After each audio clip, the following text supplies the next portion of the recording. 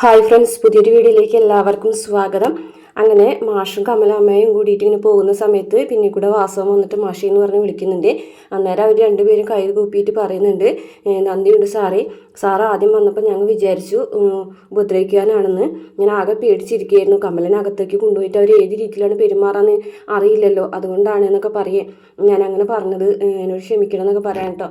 അന്നേരം വാസവം പറയുന്നുണ്ട്, എൻ്റെ പെരുമാറ്റം അങ്ങനെ തന്നെയുള്ളതായിരുന്നല്ലോ, ഞാൻ നിങ്ങളോട് പെരുമാറിയ രീതിയും അത് അങ്ങനെയായിരുന്നല്ലോ, അതുകൊണ്ടാണ് നിങ്ങളത് സംശയിച്ചതെന്ന് പറയാൻ കേട്ടോ. അപ്പോൾ മാഷ് പറഞ്ഞിട്ടുണ്ട്, ഒരുപാട് നന്ദിയുണ്ട് എൻ്റെ മകനെതിരെയുള്ള പരാതി പിൻവലിച്ചത് എന്ന് പറയുകയാണേ. അന്നേരം വാസവൻ പറയാണ്, അങ്ങനെ പരാതി പിൻവലിച്ചത് വിക്രമല്ല അത് ചെയ്തതെന്ന് എനിക്ക് ഉറപ്പുള്ള ഒരാൾ എനിക്ക് വിശ്വാസമുള്ള ഒരാൾ പറഞ്ഞതുകൊണ്ടാണ്. ഇനി വിക്രമിൻ്റെ ഭാര്യയും ആ ആളും കൂടിയിട്ട് എന്നെ പറ്റിക്കാനാണ് വിചാരിച്ചിരിക്കുന്നതെങ്കിൽ അതും ഞാൻ ക്ഷമിക്കാൻ തീരുമാനിച്ചിട്ടില്ല എന്ന് പറയും. അന്നേരം മാഷ് പറയുന്നുണ്ട്, എൻ്റെ മകൻ്റെ പേരിൽ ഒരുപാട് തെറ്റുകളും കുറ്റങ്ങളും ഉണ്ടായിട്ടുണ്ട്, പക്ഷേ ഒരിക്കലും അവനൊരാളുടെ ജീവൻ എടുത്തിട്ടില്ല എന്ന് പറയാണ് കേട്ടോ. അങ്ങനെ അതൊക്കെ പറഞ്ഞവർ പിരിയാണേ. പിന്നീട് കാണിക്കുന്നത് വിക്രം കടയിൽ സാധനങ്ങളൊക്കെ മേടിക്കാൻ വന്നിരിക്കുകയാണ്. അപ്പോൾ ഓരോരുത്തരായിട്ട് ഇങ്ങനെ വന്നുകൊണ്ട് വിശേഷം ചോദിക്കലും കാര്യങ്ങളൊക്കെ അങ്ങനെ ഓരോരോ കാര്യങ്ങളും പറഞ്ഞുകൊണ്ടിരിക്കുകയാണ്. ആ സമയത്ത് ഒരു ഓട്ടോക്കാരൻ വരികയാണ് അവിടേക്ക്. അങ്ങനെ ഓട്ടോക്കാരൻ വന്നിട്ട് മേടിക്കാനുള്ള സാധനങ്ങൾ ലിസ്റ്റൊക്കെ കൊടുക്കുന്നുണ്ട്. അന്നേരം വിക്രത്തിനെ കാണാൻ കേട്ടോ. അപ്പോൾ വിക്രത്തിനോട് ചോദിക്കുകയാണ്, ഈ നാട്ടിൽ ആദ്യമായിട്ടാണോ എന്നൊക്കെ ചോദിക്കുമ്പോൾ അങ്ങനെ സംസാരിക്കാനായിട്ട് ഇങ്ങനെ വേറെ നാട്ടിൽ നിന്ന് വന്നാണെന്നൊക്കെ പറയുമ്പോൾ തന്നെ ഞാൻ എവിടെയോ കണ്ടിട്ടുണ്ടല്ലോ എന്ന് ചോദിക്കുകയാണ് കേട്ടോ. റീൽസ് ചെയ്യാറുണ്ടോ അല്ലെങ്കിൽ സിനിമയിൽ അഭിനയിച്ചിട്ടുണ്ടോ എന്നൊക്കെ ചോദിക്കുകയാണ്. അപ്പോൾ മറ്റേ ആൾക്കാർ പറയണ്ടേ, ഇവൻ 2 സിനിമയിൽ അഭിനയിച്ചിട്ടുണ്ട്, അതുകൊണ്ടാണ് അങ്ങനെ ചോദിക്കുന്നത്. അപ്പോൾ വിക്രം ചോദിക്കും, ഓ സിനിമയിൽ അഭിനയിച്ചിട്ടുണ്ടോ എന്ന് ചോദിക്കും. ആ മഹേഷിൻ്റെ പ്രതികാരവും എൽസമ്മ എന്ന ആൺകുട്ടിയും 2 സിനിമയിൽ ഉണ്ടായിട്ടുണ്ട്. അപ്പോൾ വേറെ ആൾ പറയും, പക്ഷേ ഇവൻ്റെ ഭാര്യയ്ക്ക് പോലും തിരിച്ചറിയാൻ പറ്റിയിട്ടില്ല എന്ന് മാത്രം. എനിക്ക് പറഞ്ഞ ഒരു കളിയാക്കൂട്ടോ. പക്ഷേ വിക്രമിനെ എവിടെയോ കണ്ടിട്ടുണ്ട്, സോഷ്യൽ മീഡിയയിലാണെന്ന് തോന്നുന്നു എന്നൊക്കെ പറഞ്ഞിട്ട് അയാൾ പോവുകയാണ്. അങ്ങനെ അത് കഴിഞ്ഞ ശേഷം വിക്രം വീട്ടിലേക്ക് തിരിച്ചു വരുമ്പോൾ വേദ അടിച്ചു വരികയാണ്. അപ്പം നീ എന്തിനാണ് ഇത് ഒറ്റയ്ക്ക് ചെയ്തത്? ഞാൻ വന്നിട്ട് നമുക്ക് ഒരുമിച്ച് ചെയ്യായിരുന്നില്ല എന്ന് പറയുമ്പോൾ, ഓ അത്രയ്ക്ക് പുരോഗമനമൊന്നും വേണ്ട, ഈ വീട്ടിലെ പണിയൊക്കെ ഞാനും ചെയ്തോളാം എന്ന് പറയട്ടോ. അങ്ങനെ പുരോഗമനത്തിൻ്റെ കാര്യം കൊണ്ടല്ല, നമ്മൾ ഒരുമിച്ച് ജീവിക്കുമ്പോൾ എല്ലാതും ഒരുമിച്ച് തന്നെയായിരിക്കണം ചെയ്യേണ്ടത് എന്ന് പറയാൻ കേട്ടോ.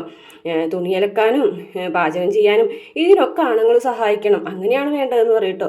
ഓ ഇതൊക്കെ കുറേ കാലം കഴിയുമ്പോഴും ഉണ്ടായാൽ മതി, പിന്നെന്താ, അന്ന് നിനക്ക് പറയാലോ എൻ്റെ തുണിയലക്കാത്തത് കൊണ്ട് എനിക്ക് ഭക്ഷണം വെച്ച് തരൂല എന്നുള്ളത് എന്നൊക്കെ പറഞ്ഞ് രണ്ടുപേരും കൂടി സംസാരിക്കുന്നുണ്ട്. സാധനങ്ങളൊക്കെ വാങ്ങിച്ചെന്ന് ചോദിക്കുമ്പോൾ ഒരുവിധമൊക്കെ വാങ്ങിച്ചിട്ടുണ്ടെന്ന് പറയട്ടോ.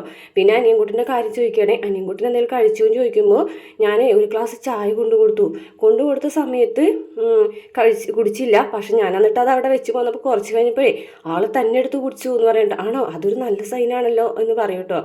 അപ്പോൾ അതൊരു നല്ല സൈൻ തന്നെയാണെന്ന് വേദയും പറയും. അതിൻ്റെ ഇടയ്ക്ക് ആ ഓട്ടോക്കാരൻ കണ്ട് ഇങ്ങനെ പറഞ്ഞ കാര്യം പറയാണ് കേട്ടോ. അപ്പോൾ ഓ പിന്നെ നിങ്ങൾ വലിയ ആളല്ലേ, സിനിമയിലൊക്കെ ഉള്ള ആളല്ലേ, അതുകൊണ്ടായിരിക്കും കണ്ടെന്ന് പറയുന്നത്. എടേ ഞാൻ പറഞ്ഞ സത്യം തന്നെയാണ്, അയാൾ വേറെ ഒന്നും പറഞ്ഞിട്ടില്ലല്ലോ. ഏയ് അങ്ങനെ ഒന്നുമില്ല എന്ന് പറയട്ടോ. എന്നാൽ പിന്നെ കുഴപ്പമൊന്നുമില്ല, അവർ ഉദ്ദേശിക്കുന്ന ആൾ നമ്മളായിരിക്കില്ല എന്നൊക്കെ പറയും. അത് കഴിഞ്ഞതിന് ശേഷം ഗീവർഗീസും ഭാര്യയും കൂടെ വരികയാണ്. അങ്ങനെ സംസാരിക്കുന്നതിൻ്റെ കൂട്ടത്തിൽ അവർ പറയാണ്, അതെ ഈ ജോലി തേടി വന്ന 2 പേരാണ് നിങ്ങളെന്ന് പറഞ്ഞപ്പോൾ എനിക്ക് സംശയം തോന്നിയെന്ന് തോന്നുന്നു. പക്ഷേ എനിക്ക് പിന്നെയാണെങ്കിൽ ഒരു പറഞ്ഞത് ഒളിച്ചോടി കല്യാണം കഴിച്ച് വന്നവരാണെന്ന്. അപ്പോൾ പിന്നെ എനിക്ക് മനസ്സിലായി എന്ന് പറഞ്ഞിട്ട് ഇങ്ങനെ വേദനയും വിക്രമിനെയും നോക്കുകയാണ് കേട്ടോ.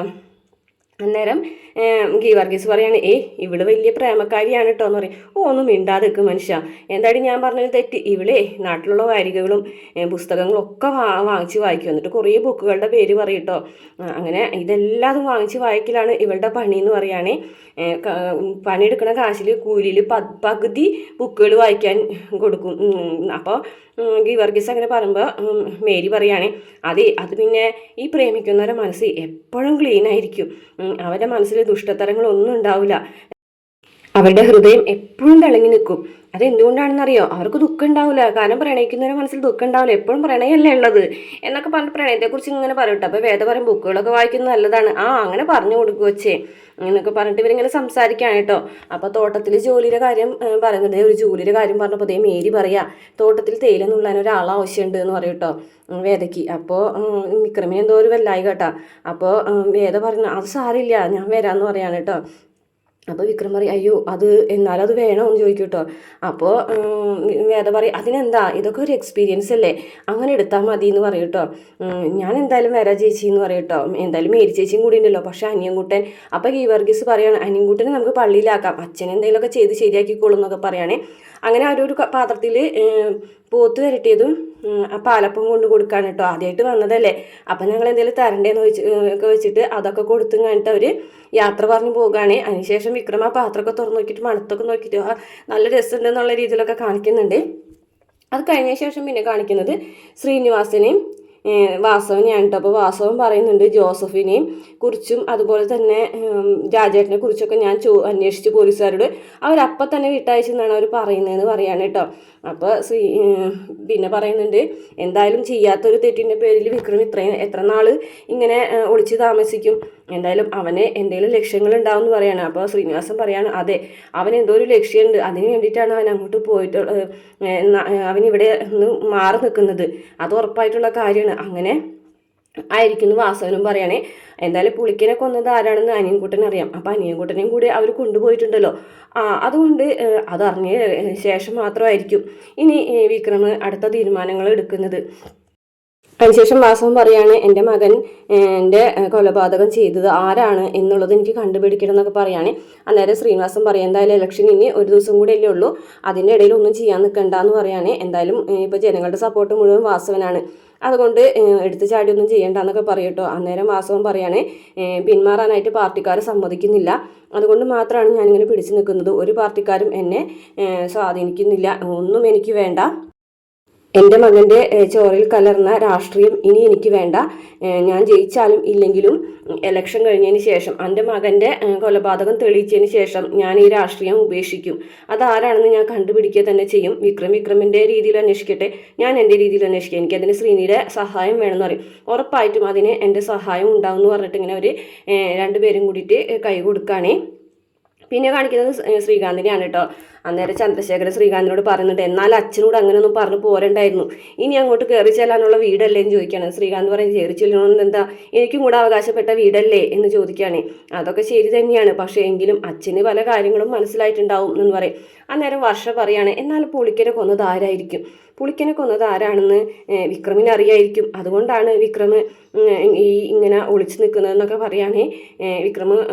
വിക്രമായിരിക്കും അത് ചെയ്തതെന്ന് ശ്രീകാന്തും പറയാണ്. അപ്പോൾ വർഷയ്ക്കാണെന്നുണ്ടെങ്കിൽ ഇങ്ങനെ സംശയം തോന്നിയപ്പോൾ ശ്രീകാന്ത് ഉറപ്പിച്ച് തന്നെ പറയുകയാണ് വിക്രമിനാണ് പുളിക്കൻ ഇല്ലാതാവേണ്ട ആവശ്യം, അപ്പോൾ വിക്രമല്ലാതെ പിന്നെ വേറെ ആരാ അത് ചെയ്യാനുള്ളത് എന്ന് ചോദിക്കുകയാണ്. നീ എന്തായാലും എനിക്ക് പോയിട്ട് ഒരു ചായ എടുത്തിട്ട് വായോ എന്ന് പറയും കേട്ടോ. അപ്പോൾ വർഷ പറയുകയാണ് ഇതിപ്പോൾ 4ാമത്തെ ചായയാണല്ലോ, വർഷ നീയും കണക്ക് വെച്ച് തുടങ്ങിയെന്ന് ചോദിക്കുകയാണ് കേട്ടോ. അന്നേരം വർഷ ചായ എടുക്കാനായിട്ട് പോകുമ്പോൾ ചന്ദ്രശേഖരൻ പറയുകയാണ് ദേ അവളുടെ മുന്നിൽ വെച്ചിട്ട് ഇത്തരം സംസാരങ്ങൾ നമുക്ക് ഒഴിവാക്കാം, വെറുതെ ഒരു പരിധിയിൽ കൂടുതൽ കാര്യങ്ങൾ അവളെ അറിയിക്കേണ്ട കാര്യമില്ല എന്ന് തന്നെ ചന്ദ്രശേഖരൻ പറയാണ് കേട്ടോ. പിന്നെ പറയാണ് അയാളെ എന്നാലും നിങ്ങളുടെ മുന്നിൽ ഇത്രയും നാൾ അവനെ ഒളിപ്പിച്ച് വെച്ചപ്പോൾ അവൾ ആരായിട്ട് വേണം എന്നൊക്കെ പറയാൻ കേട്ടോ. അന്ന് അപ്പോൾ ശ്രീകാന്ത് പറയണം അന്ന് റെയ്ഡ് വരെ നടത്തിയതല്ലേ എന്നിട്ട് പോലും പോലീസിന് കണ്ടുപിടിക്കാൻ പറ്റിയില്ലല്ലോ, അന്ന് അവൾ വിരൽ മുറിച്ചതേ പെട്ടെന്ന് തന്നെ അന്വേഷണം അവസാനിപ്പിക്കാൻ വേണ്ടിയിട്ടാണെന്ന് എനിക്കിപ്പോൾ മനസ്സിലായി എന്ന് പറയാൻ കേട്ടോ. അവളെ വിളഞ്ഞ ബുദ്ധിയുള്ളവളാ അവൾ, നീയും നിൻ്റെ അച്ഛനൊന്നും വിചാരിക്കുന്ന പോലെയല്ല, അവൾക്കറിയാം ഏത് രീതിയിൽ എങ്ങനെയൊക്കെ ചെയ്യണം എന്നുള്ളത് കാര്യം എന്ന് പറയാം കേട്ടോ. അവൾക്ക് മനസ്സിലായി ഇനിയിപ്പോൾ എന്തായാലും അവൾ അവകാശം ഒന്നും വിട്ടൊഴിഞ്ഞ് പോകാനായിട്ട് തയ്യാറാവുമെന്ന് തോന്നുന്നില്ല എന്ന് പറയുമ്പോൾ ശ്രീകാന്ത് പറയുന്നുണ്ട് അത് അവൾ ഇതിനോട് തുറന്നു പറഞ്ഞ് കഴിഞ്ഞിട്ടുള്ള കാര്യമാണ് അച്ഛ എന്ന് പറയാൻ കേട്ടോ. അപ്പോൾ പിന്നെ പുളിക്കനില്ലാതായ നിലയ്ക്ക് അവന് ഇങ്ങോട്ട് വരുന്നതിൽ ഒരു തടസ്സവും സാക്ഷി ഇല്ലാതായപ്പോൾ പിന്നെ ഇനിയിപ്പോൾ ആ കേസ് നിലനിൽക്കുന്നില്ലല്ലോ, അപ്പോൾ അതുകൊണ്ട് അവർ മാറി നിൽക്കുന്നതിൽ വേറെ എന്തോ സംഭവം ഉണ്ടെന്ന് പറയട്ടോ. എന്നിട്ട് ചന്ദ്രശേഖരൻ തന്നെ പറയണം മരണഭയം കാരണമായിരിക്കും അവരവിടെ നിന്ന് മാറി നിൽക്കുന്നത്. അപ്പോൾ പിന്നെ എന്ത് ചെയ്യും എന്ന് ശ്രീകാന്ത് ചോദിക്കുകയാണേ. മരണഭയം അവർക്കുണ്ടെങ്കിൽ അത് ഒറിജിനലാക്കി നമുക്ക് മാറ്റണം. വിക്രമിൻ ഇല്ലാതായിട്ടുണ്ടെങ്കിൽ വിക്രമിൻ്റെ ജീവൻ നഷ്ടപ്പെടുമെന്ന് വിചാരിച്ചിട്ടാണ് ഇപ്പോൾ അവർ അവിടെ നിന്ന് മാറി നിന്നിട്ടുള്ളത്. അപ്പോൾ എന്തായാലും നമുക്ക് ഇനി അടുത്തത് ചെയ്യാനുള്ളത് വിക്രമിനെ ഇല്ലാതാക്കുക എന്നുള്ളത് മാത്രമാണെന്ന് പറഞ്ഞിട്ട് അവർ രണ്ടുപേരും വിക്രമിനെ ഇല്ലാതാക്കാനുള്ള തീരുമാനമൊക്കെ എടുക്കുകയാണേ. പിന്നെ കാണിക്കുന്നത് പ്രമോണ് കേട്ടോ. പ്രമോല് വിക്രമും വേദയും സംസാരിച്ചിരിക്കുകയാണ്.